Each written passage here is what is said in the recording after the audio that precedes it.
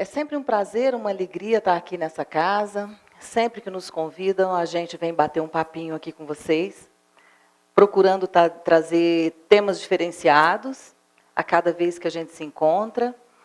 E hoje nós vamos falar sobre algo que mora dentro de nós.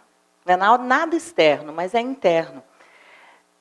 Quando a gente fala normalmente a palavra eu estou me referindo a quem?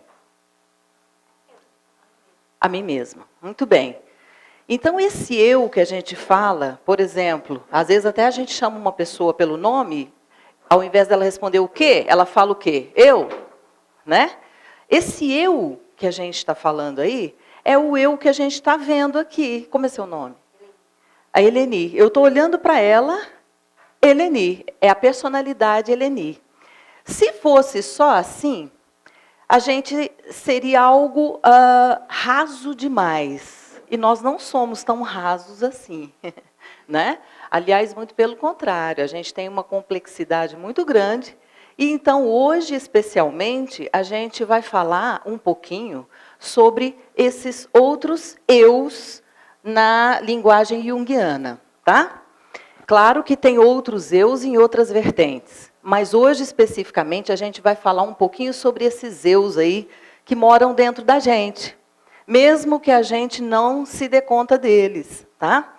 Então, olha só, imaginem vários eus morando dentro do mesmo espaço, ou seja, dentro da gente mesmo. Vocês já imaginaram como eles poderiam conviver se eles não conhecessem uns aos outros e cada um quisesse seguir um rumo? Como será que seria? Muita confusão. Você não saberia o lugar aonde ir, o que fazer. O pior ainda, quando um eu escolhe uma coisa e o outro eu quer outra. Fica pior ainda, né? Esses eus, eles fazem parte de nós. Eles são intrínsecos do ser humano, tá? Vocês vão reconhecer, e nós vamos falar hoje, especialmente, sobre 5 deles. 5 eus, ok? Então, quando a gente olha para dentro da gente, a gente percebe que a gente se conhece muito pouco, ou quase nada. A gente acha que se conhece, e muitas vezes a gente se depara com determinados comportamentos de vez em quando, que a gente não faz ideia de que a gente seria capaz. E quando nós começarmos a falar desses eus aqui, que nos fazem fazer, às vezes, escolhas que a gente não queria fazer, que fazem com que a gente tome atitudes que a gente não queria tomar, que faz com que a gente dê, por exemplo, uma má resposta que a gente não queria dar, e depois vem o quê? Um arrependimento em cima disso, né? Então, eles, se não forem bem administrados, o que eles fazem? Eles confundem a nossa vida, eles confundem o nosso interior. Então, é preciso que a gente conheça esses eus que estão aí dentro de nós, tá? Então, quando você diz, por exemplo, mas eu não queria fazer desse jeito. Se você não queria fazer desse jeito, quem fez por você? Não é assim? Ou então, quando você conversa com alguém, você agride, fala uma palavra dura, e em seguida você fala assim, poxa, nem parecia que era eu fazendo isso. Me desconheci. Desculpa, eu não queria fazer assim, mas fiz. Por que eu fiz? Porque tem um eu, em especial, que nós vamos ver agora, que acionou dentro de você e fez com que você tomasse determinada atitude que numa situação normal você não tomaria se fosse a sua escolha consciente. Eles agem dentro da gente, na maioria das vezes, de forma inconsciente. A gente não percebe quando eles estão atuando. Então, vamos ver. Vamos começar a ver aqui sobre o primeiro eu, que eu já falei que eles estão dentro do nosso inconsciente. Na verdade, eles coabitam, né, o mesmo espaço. Cada hora é um eu da gente que bota uma manguinha de fora, tá? Então, quais são esses eus? Vamos começar a ver o primeiro aqui entre eles. É esse aqui, ó. Acho que muita gente estava imaginando uma coisa muito diferente, não é? Não, simples assim. Por exemplo, você olha para uma pessoa, você vê a pessoa aparentemente tem o quê? 40 e poucos anos, e você olha para aquela pessoa e você fala, nossa, fulana tem com 40 e tantos anos, ali dentro dela tem outros personagens que têm outras idades. A gente vê isso muito claro no nosso dia a dia.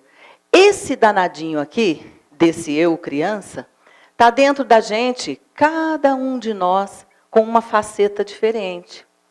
A depender de quê? Do momento. É só do momento? Da necessidade, do estímulo, da situação.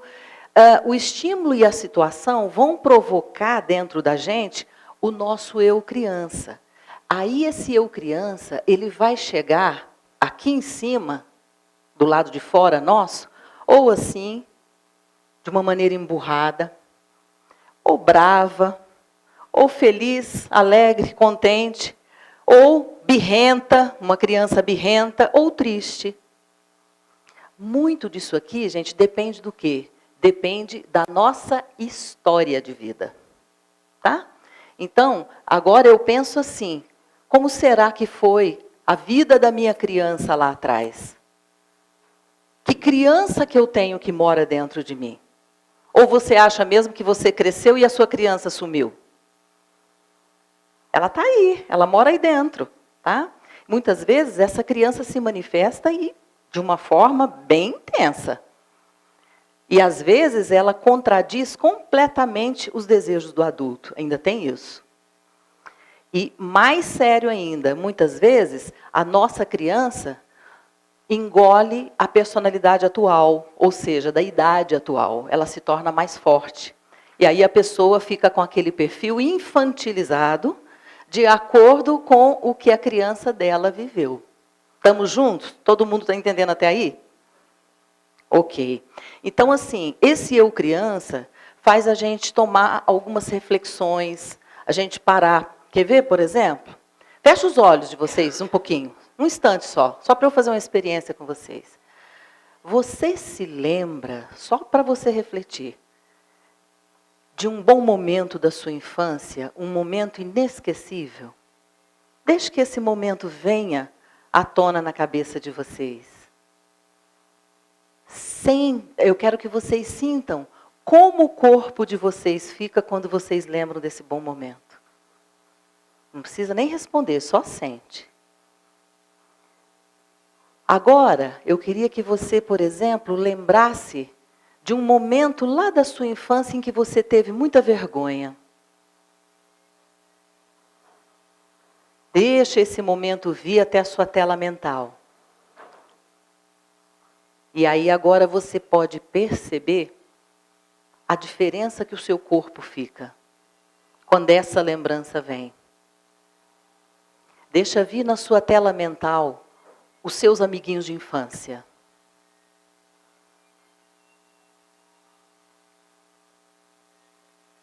Deixa vir até a sua tela mental quantas vezes você lá pequenininho disse sim quando você queria dizer não.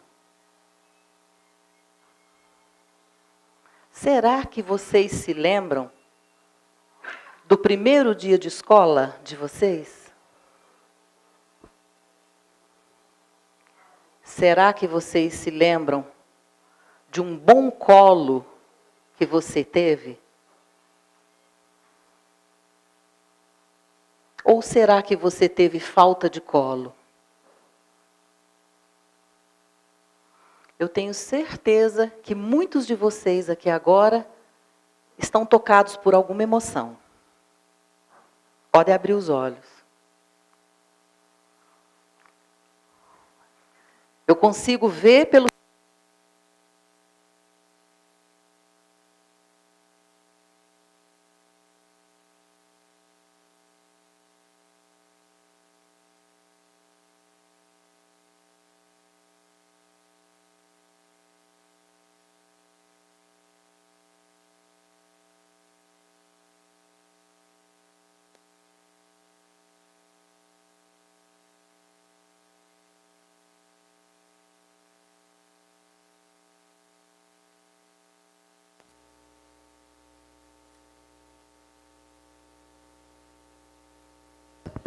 do momento em que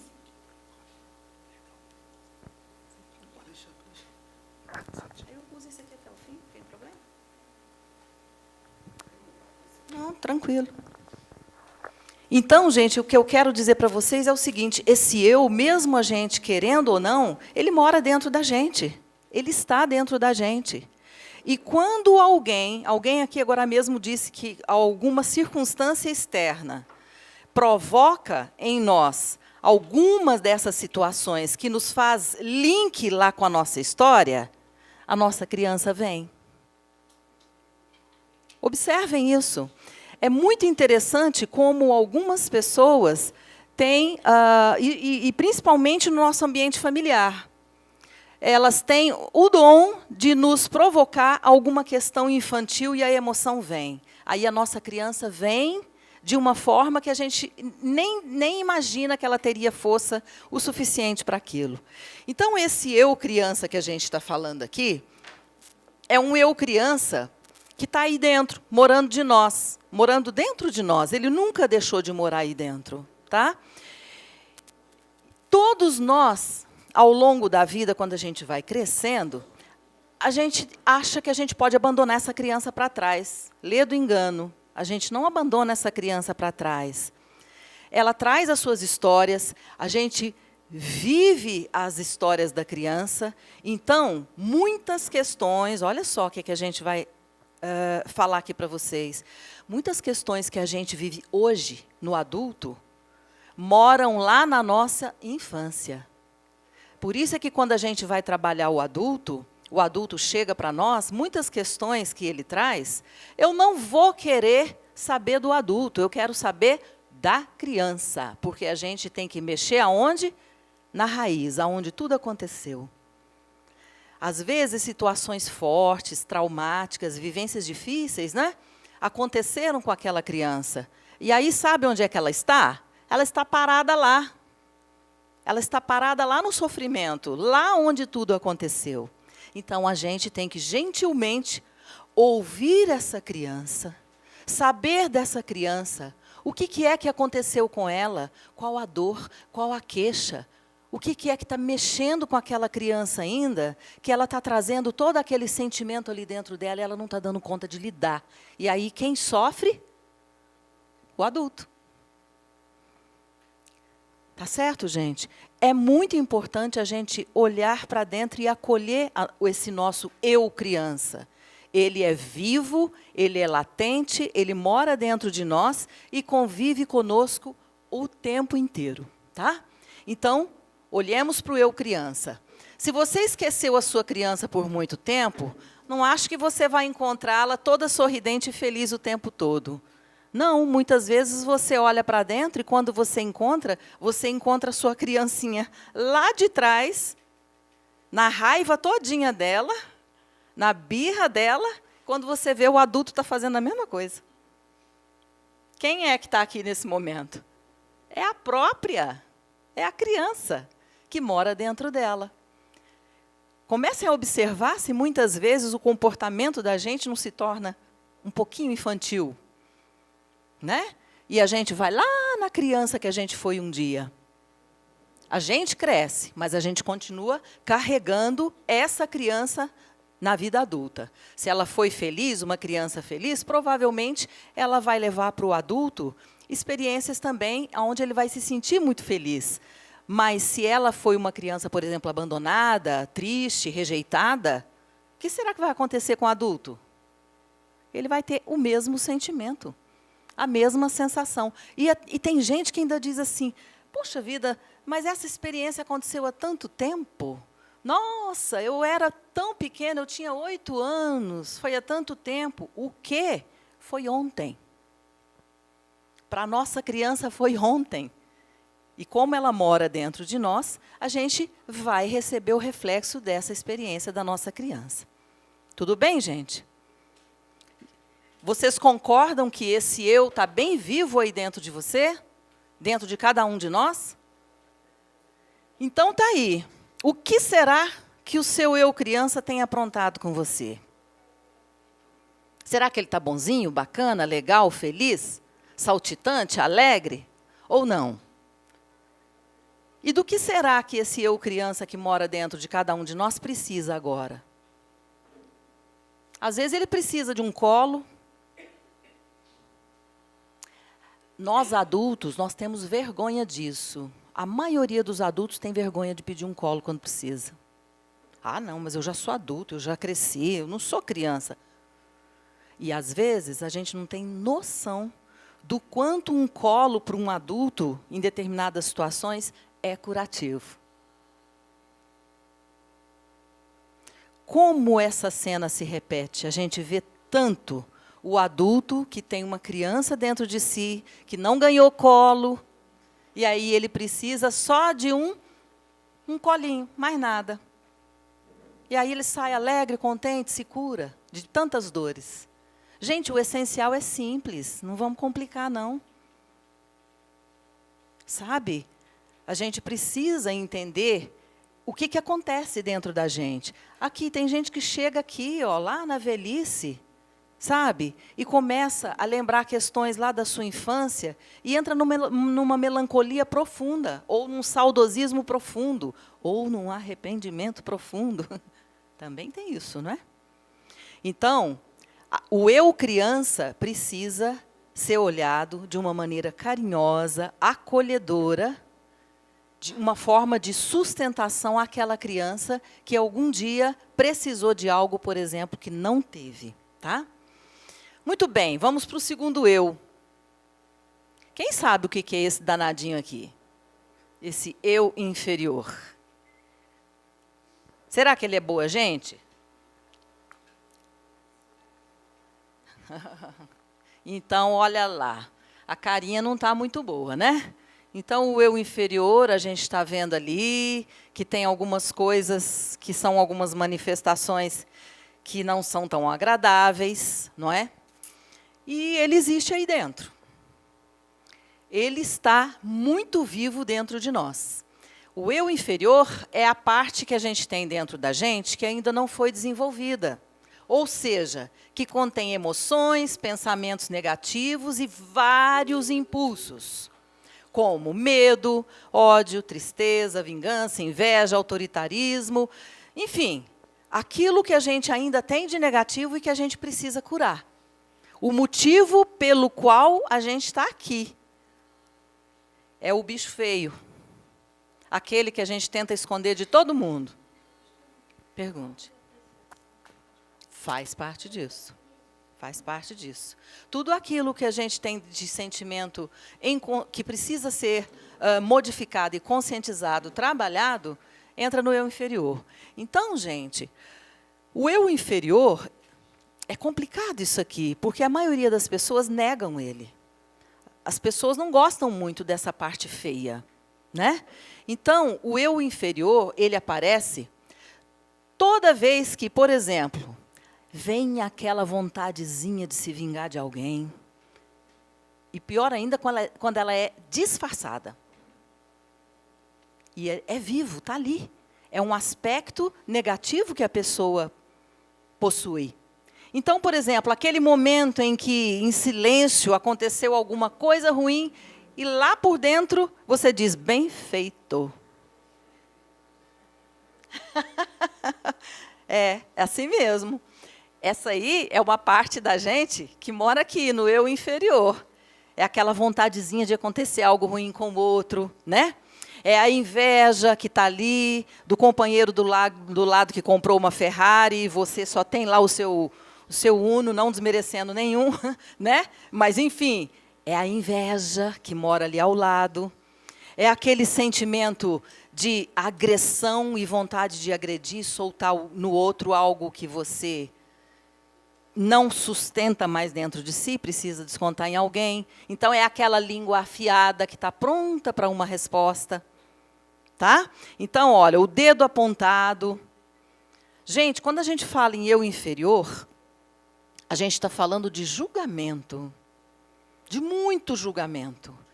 É o dedo acusador, é aonde você aponta a ferida do outro, é aonde você ofende, você magoa, não é? Então, o dono da verdade, né? Eu que sei tudo. Isso aí é uma forma de manifestação clara do eu inferior. O eu inferior, nós moramos aqui, nesse planeta Terra, e nós todos estamos aqui para aprender algumas coisas. Lições, muitas vezes, diferentes uns dos outros, não é verdade? Então, na verdade, a gente vem aqui para trabalhar os aspectos de nosso eu inferior, para a gente poder fazer uma mudança nisso aí e alcançar aquilo que a gente costuma chamar de evolução.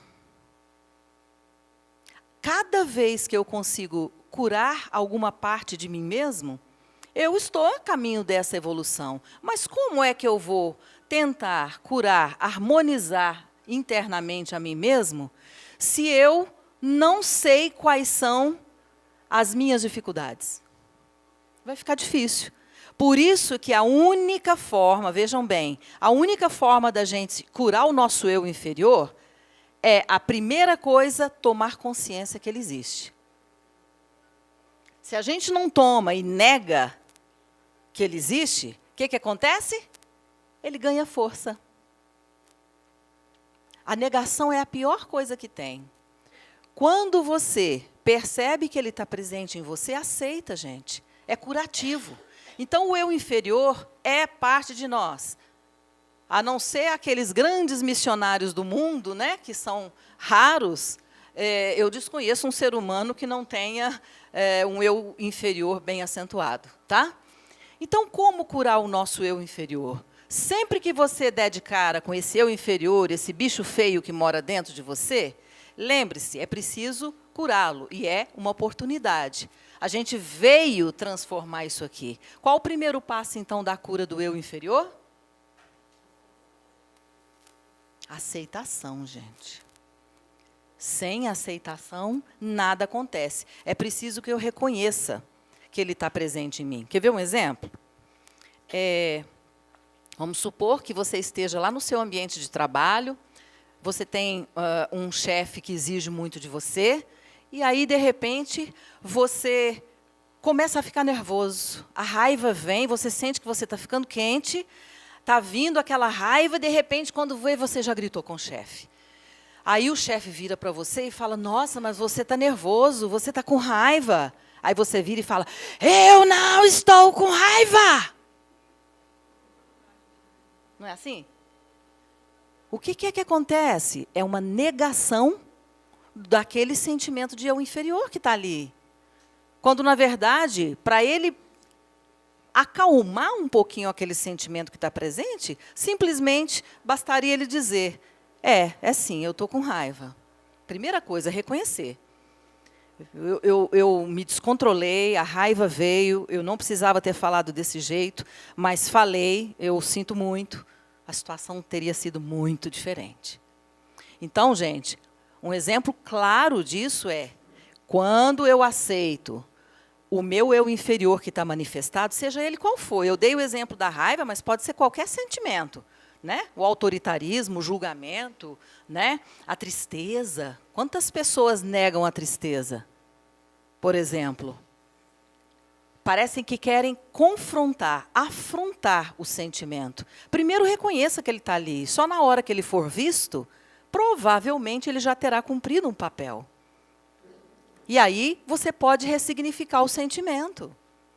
Então, depois que você reconhece, e depois que você reconhece a existência dele e a aceitação, se você não der conta sozinho, porque às vezes a gente não dá conta sozinho, é a hora, então, de você ter a consciência de que precisa de alguma ajuda. Esse é um primeiro ponto. Muitas vezes, trabalhar o eu inferior sozinho é difícil. Às vezes, a depender do caso, a pessoa não consegue. Mas muitas e muitas vezes ela consegue sim. Receitinha simples, tudo é simples, o essencial é simples. Aceitar, reconhecer a existência, começar a valorizar o lado positivo daquilo que aconteceu. A gente só vê o negativo, né? A gente só olha aquilo que é ruim. Já vou te passar a palavra. Valorizar o lado positivo da vida. E outra coisa muito importante, vigilância constante. A autovigilância. Olhar e perceber a hora que aquele mesmo aspecto do seu eu inferior está vindo à tona.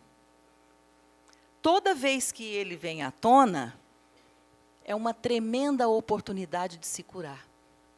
Por que ele vem à tona? justamente para que você trabalhe ele.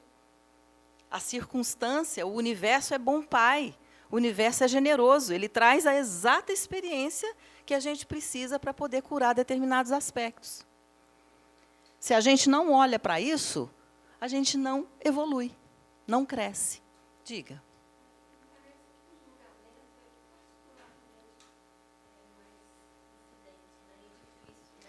Muito. Muito.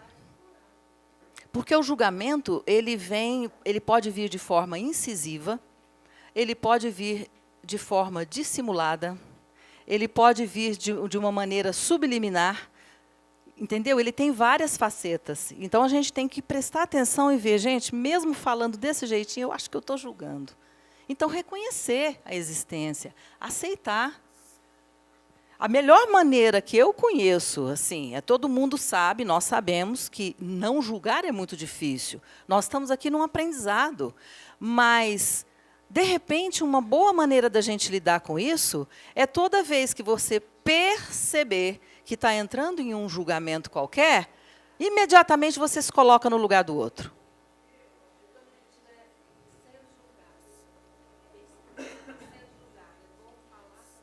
Sempre é bom falar. O diálogo sempre resolve da melhor maneira. Agora, você precisa também começar a compreender que eu tenho uma determinada forma de ver o mundo. O outro tem outra forma de ver o mundo. Nós somos muito autocentrados, a gente só olha para o nosso umbigo. Nós queremos que o outro veja o mundo igualzinho a gente vê. E quem é que garante mesmo que o meu parâmetro é o certo? E o do outro é que é o errado? Gente, nós vivemos num mundo de realidades relativas. Aqui não tem verdade absoluta.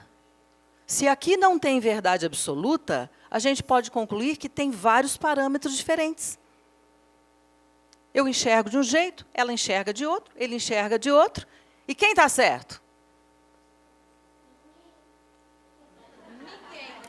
Está vendo? Ele sabe mais do que a gente. Muito bem, é isso mesmo. Né? Todo mundo quer ter razão. Todo mundo quer ter razão. Então, é muito importante a gente começar a se colocar no lugar do outro. Começar a olhar o mundo através de outras lentes também. Sair um pouco da nossa lente, do nosso foco. Aí fica mais fácil a gente não julgar tanto. Entendeu? Você ia me perguntar?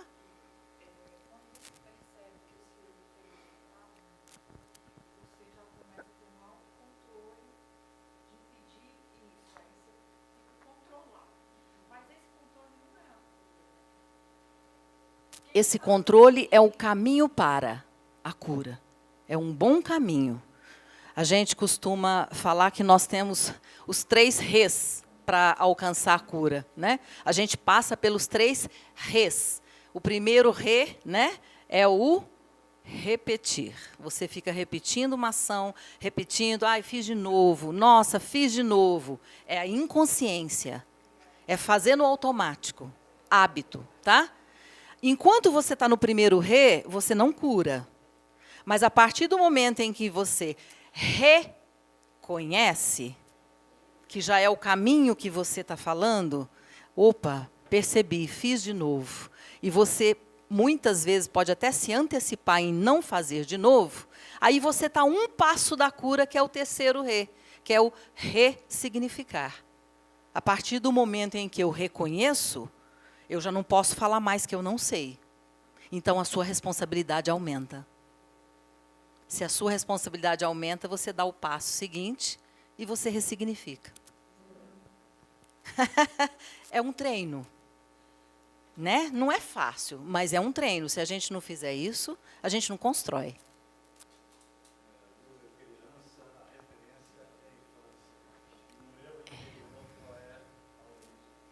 A origem no eu inferior, eu diria que começa também lá atrás, e geralmente ela começa no nosso sistema de crenças. E o nosso sistema de crenças mora onde? Lá na nossa infância. Eu cresci em um lar, Você cresceu em outro sistema de família, ela cresceu em outro sistema de família, e as nossas famílias passam para nós as suas crenças e os seus valores, não é assim?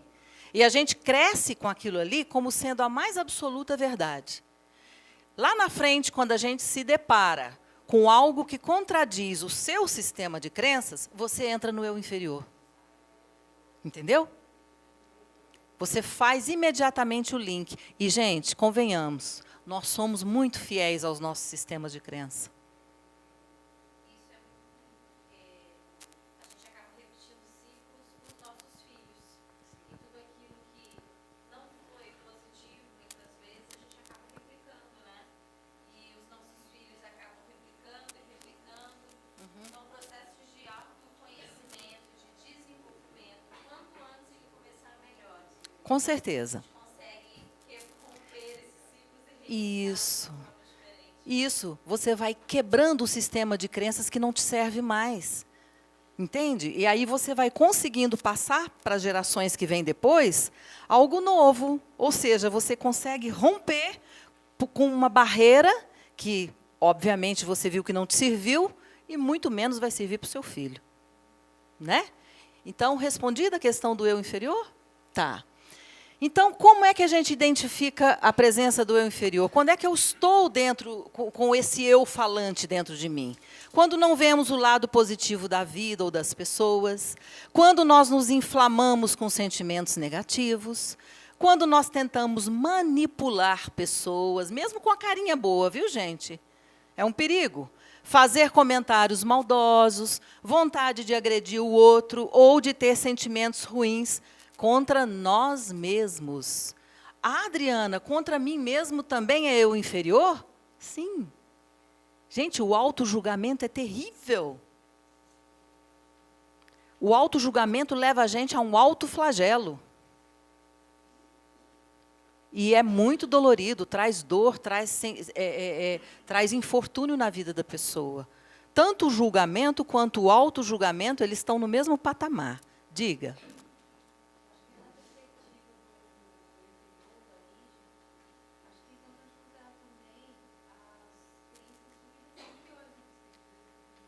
De vidas?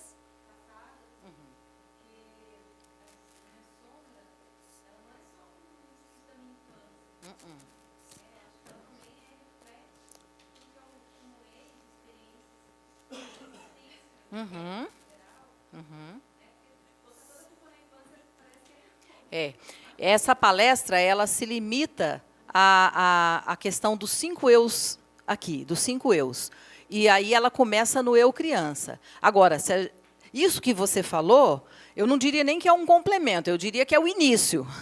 Porque antes da infância ainda tem todos esses eus, então a gente não é pouca coisa, não. A gente também tem um somatório de tudo aquilo que, porventura, um dia a gente pode ter aprendido ou ter ficado como um padrão vicioso. Tá? E foi muito bem lembrado você dizer isso. Né? Esses eus somados dão muita força a quem eu sou hoje. Certinho. Diga.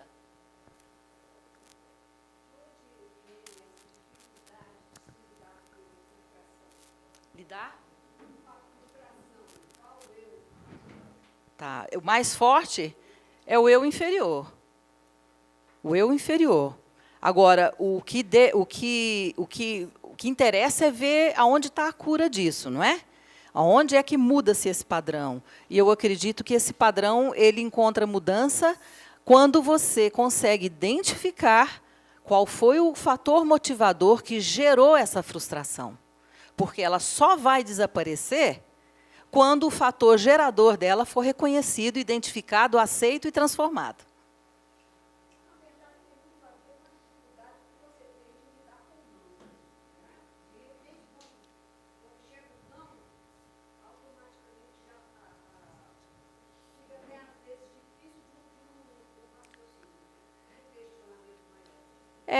Depende. O não, ele tem também várias histórias atrás dele, né? Tem que saber o que foi a origem daquela rejeição ali ao não que tem naquele determinado indivíduo. Então, esse é um dos parâmetros, mas pode ter outros, a depender da história de cada um. Porque a frustração, por exemplo, que você está se referindo, ela pode ter várias origens para ela ter surgido. Então, tem que olhar o que está por trás desse comportamento, até, inclusive, a rejeição à frustração, a rejeição ao não e tudo mais. Tem que olhar de onde isso tudo surgiu. O que levou aquele indivíduo a desenvolver aquele aspecto de eu inferior tão forte que ele está naquele patamar até hoje e não conseguiu sair. Entendeu? E repetindo experiências. Reciclando, fazendo um looping, a rodinha do rato. Tá? Quem mais? Alguém levantou a mão.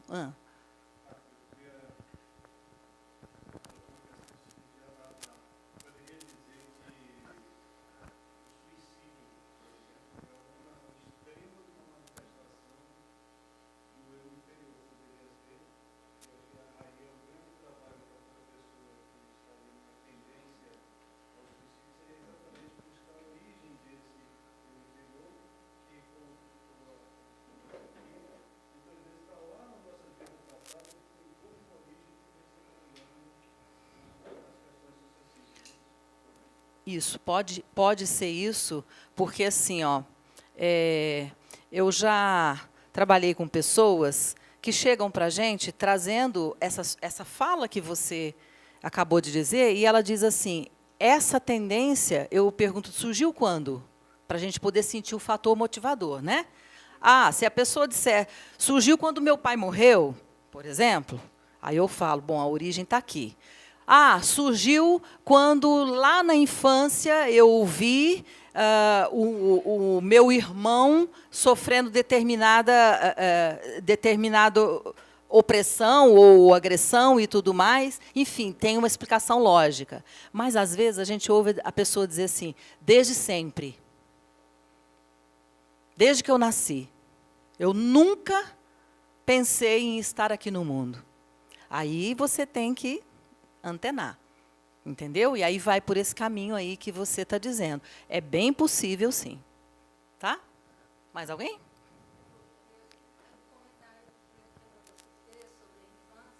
Uhum.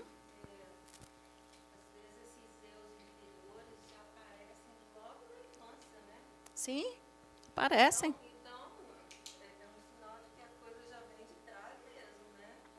Pode ser, a depender do histórico daquela criança, sim. Tá? Pode ser. Só um minutinho, que ela lá atrás está levantando a mão faz tempo. Diga.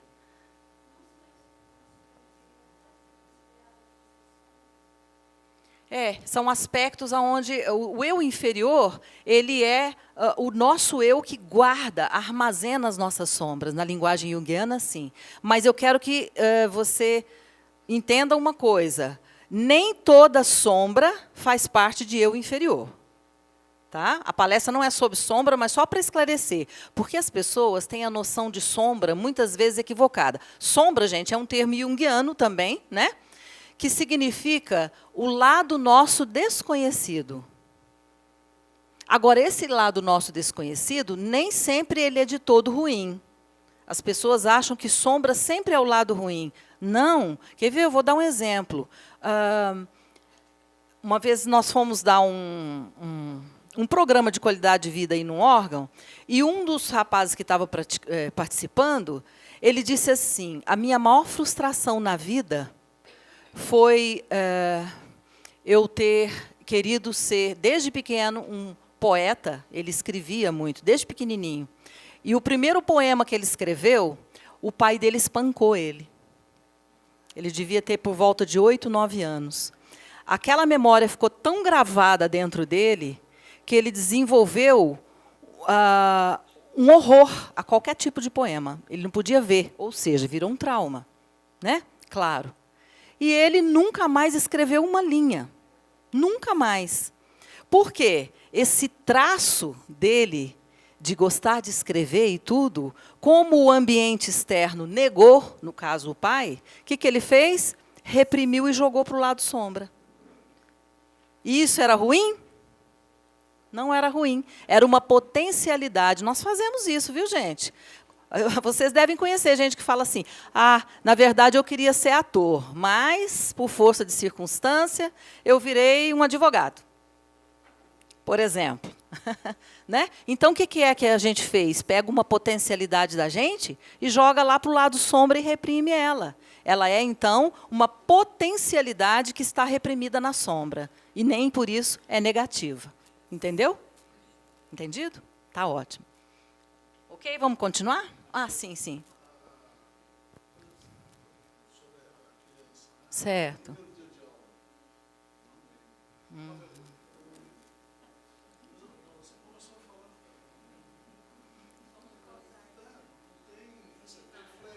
Sim. É. E você não lembra. Isso...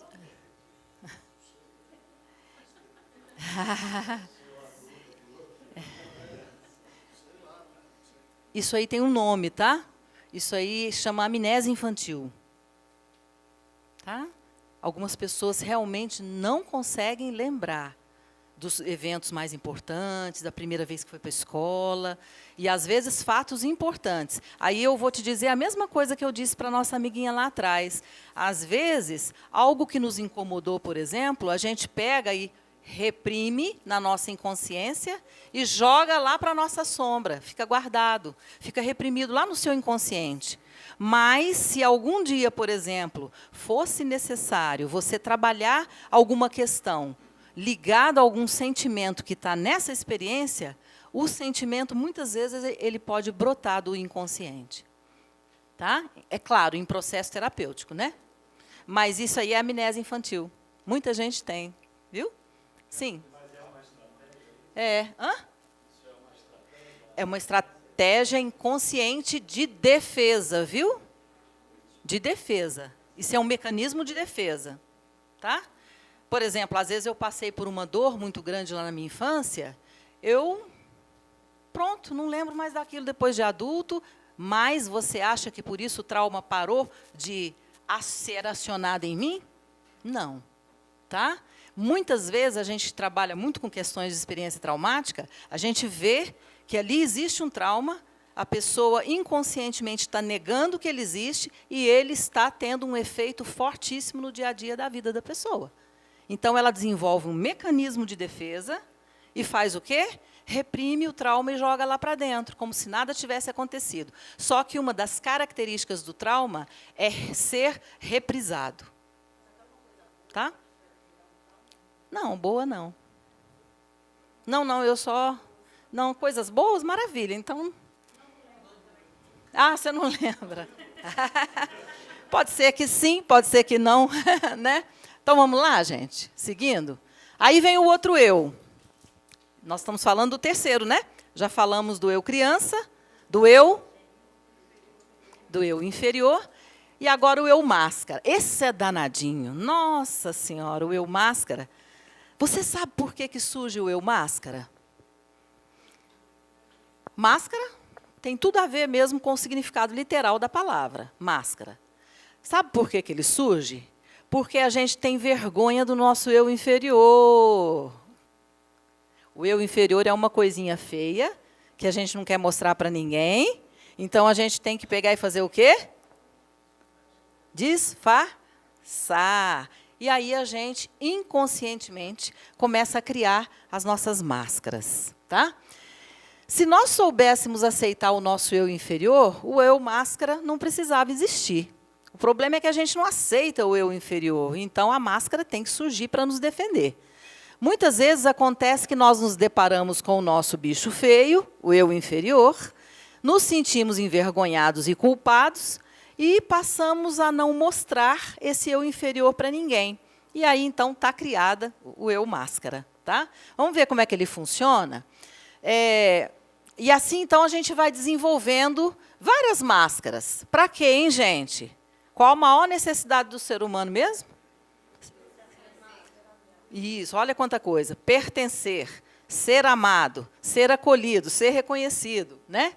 Se a gente percebe que o nosso eu inferior vai mostrar uma faceta que a gente provavelmente não vai ser aceito, então o que a gente faz? A gente pega e inventa uma máscara para poder disfarçar aquele eu inferior. Mas carregar sempre máscaras de lá para cá torna-se muito desgastante, convenhamos, né, gente? Então, a gente fica como se a gente estivesse representando para reprimir o nosso eu inferior. E aí, o que acontece? Olha a cena. Você está no trânsito, dirigindo todo feliz e contente, de repente você leva uma fechada, por exemplo, e você... A gente vê muito isso acontecer. Sai gritando alucinadamente com quem bateu no seu carro, quando não pega até uma arma, né? Tem gente que pega até a arma. E você se desconhece, sabe?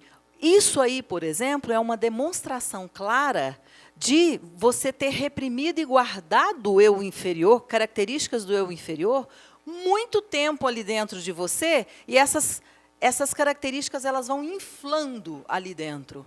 Tá?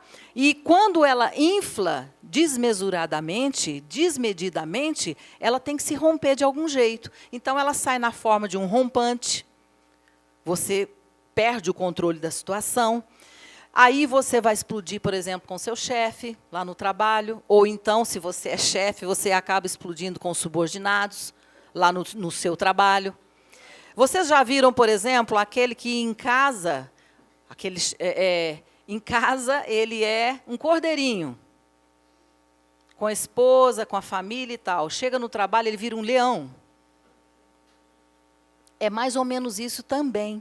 Por quê? O que acontece? A pessoa está tentando esconder a característica que ela tem, que é inata lá dela, e ela está tentando disfarçar através de um outro comportamento. Então, ela está usando uma máscara. Ela não é aquilo o tempo todo.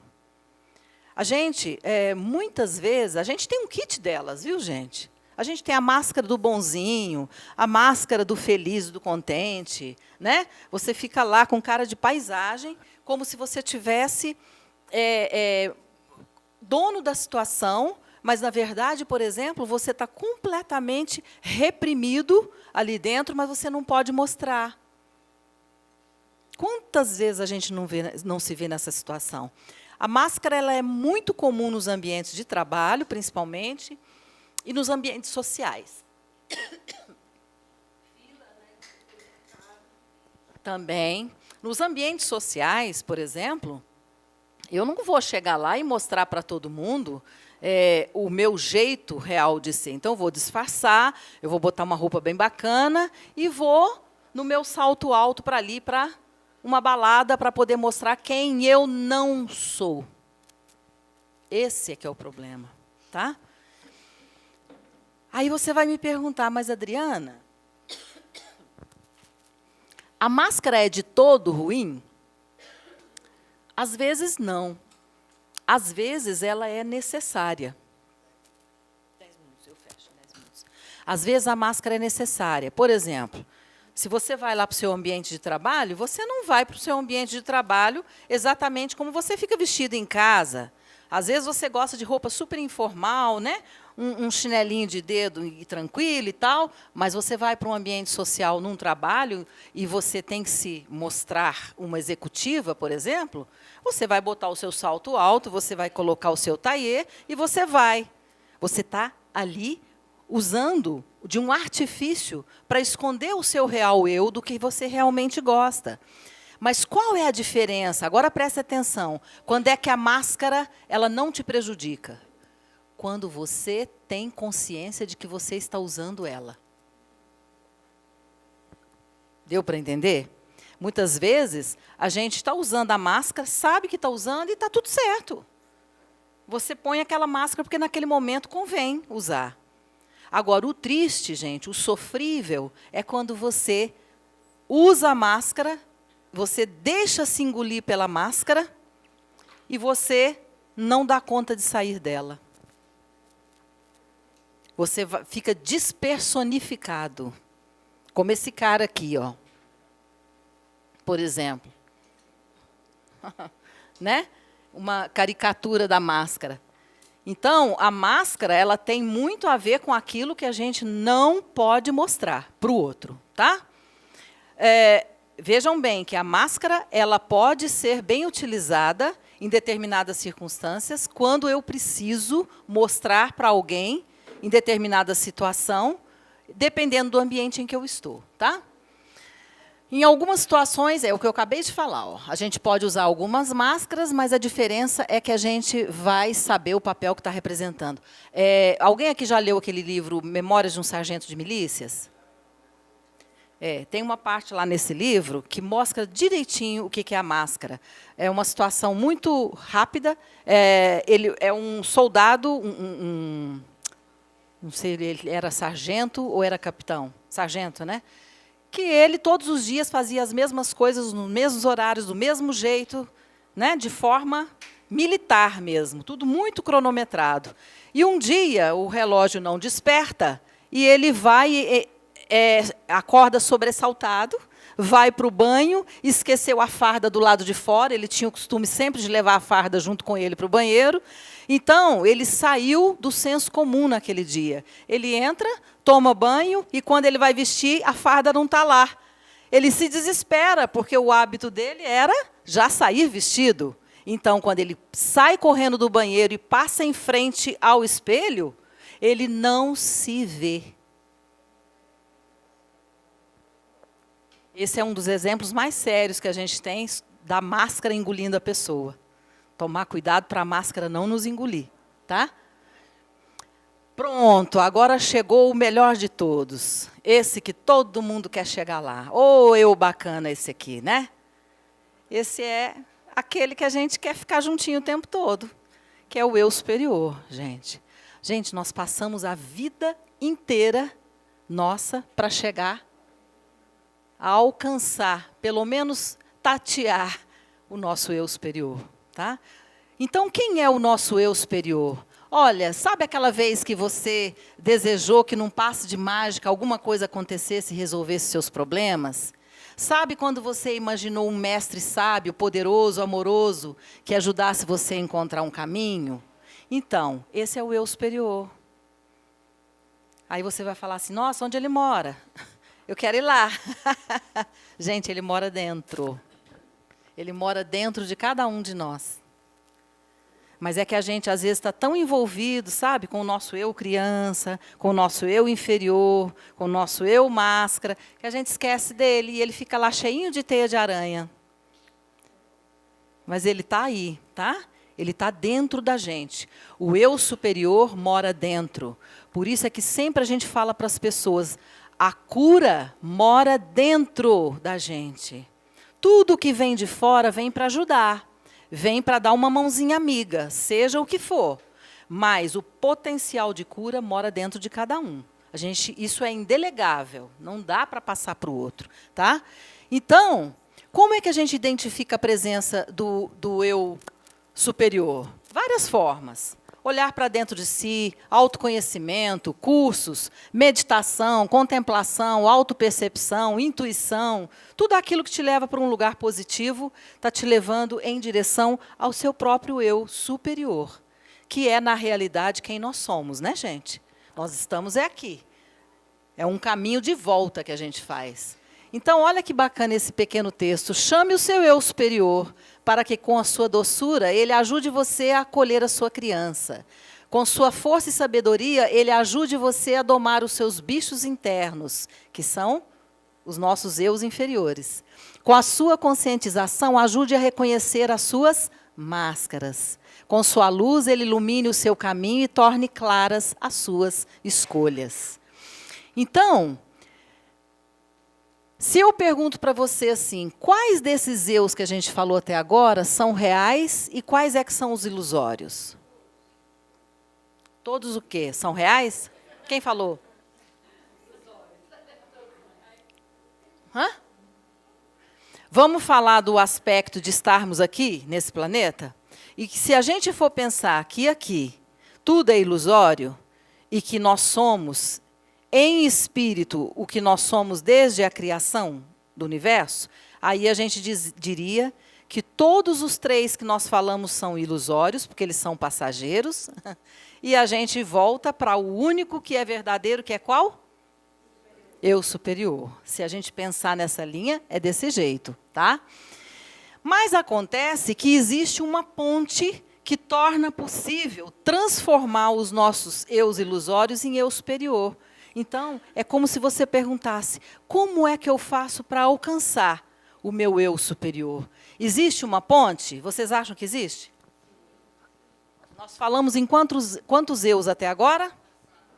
4. Mas eu falei que são 5. Então, está faltando o último. Quem é esse? É esse aí, ó. E é. É o eu observador, né? É aquele que a gente precisa crescer o olho o tempo todo para cima dele. Gente, o eu observador é o lugar que a gente deve ficar o tempo todo se observando, vendo onde é que a gente está. É uma parte nossa que enxerga todos os nossos outros eus. Mas você precisa deixar ele entrar em ação. Se você não deixa ele entrar em ação, você nunca vai saber qual é o eu que está atuando. Então, esse eu observador que está dentro da gente, ele percebe quando é que a criança está em cena, ele percebe quando o eu inferior está tomando as rédeas, ele percebe quando você está caminhando pelo eu máscara, mas é preciso que você esteja, de olho. Orai e vigiai. Não é assim que o nosso mestre falava? É exatamente isso. Então, se fosse uma peça de teatro, o nosso eu observador seria o diretor, que conhece todos os personagens e reconhece quando cada um deles está em cena. Por exemplo, se você estiver no seu eu máscara, você vai se observar e vai falar, ok, eu estou usando uma máscara agora, estou consciente disso, mas ela é necessária. E depois você se desfaz dela. Ela é passageira, então você está no controle. Essa é a diferença. Então, os nossos eus que geralmente nos traz sofrimento são eu criança, eu inferior, eu máscara. Para chegar no nosso eu superior, nós vamos ficar aonde? No eu observador, de olho o tempo todo, para ver qual é o eu que está presente e aonde eu posso mudar alguma coisa. Estou deixando aqui para vocês algumas dicas de filmes, para vocês assistirem. O eu criança, vocês podem ver claramente no filme Duas Vidas. Tá? O eu inferior, tem esse filme O Encantador de Cavalos, que mostra o eu inferior de uma maneira fantástica. O filme Razão e Sensibilidade, ele vai mostrar para você o eu máscara. O Jardim Secreto mostra para você de uma forma belíssima o eu superior. E agora nós temos um aí em cartaz também passando, que está mostrando o eu superior assim. Já assisti 2 vezes e acho que vou para a 3ª, que é o filme... Nossa, couro, né? A Cabana, gente. Esse filme fala do eu superior de uma forma maravilhosa. Quem não assistiu, assista.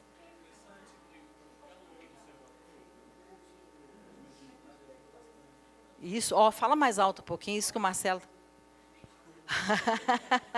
O Marcelo está dizendo aqui que uma forma bem interessante da gente ficar no eu observador é estar em um curso de mediunidade se auto-observando. Viu, Carlos? O livro é fantástico também. Então, o filme está aí. E, para assistir algo sobre o seu eu observador, tem o filme que é Colcha de Retalhos, que também é muito interessante, viu, gente? Mostra direitinho o eu observador. Então, olha, eu gosto muito aqui dessa frase. Respeite o ponto de vista das pessoas. Às vezes, estamos vendo a mesma coisa, porém de forma diferente. Essa é uma forma fantástica da gente trabalhar o nosso eu. Qual que é o do julgamento? Eu inferior. Através do nosso eu observador. Tá? Então, é isso. Vamos ficar de olho, vamos observar bem. como é que esses eus estão atuando dentro de nós. Quem puder possa ler esse livro, Gente que Mora Dentro da Gente, é muito bom, da Patrícia Gebrim, que ela fala também dessas formas junguianas dos eus que moram dentro da gente. Bom, gente, esse era o recado que eu tinha para passar para vocês hoje. Vamos ficar de olho nos nossos eus, vamos ficar pelo menos mais pertinho do nosso eu observador, né? Para que a gente possa saber qual deles é que está atuando em nós, tá bom? Obrigada, tá? Por hoje.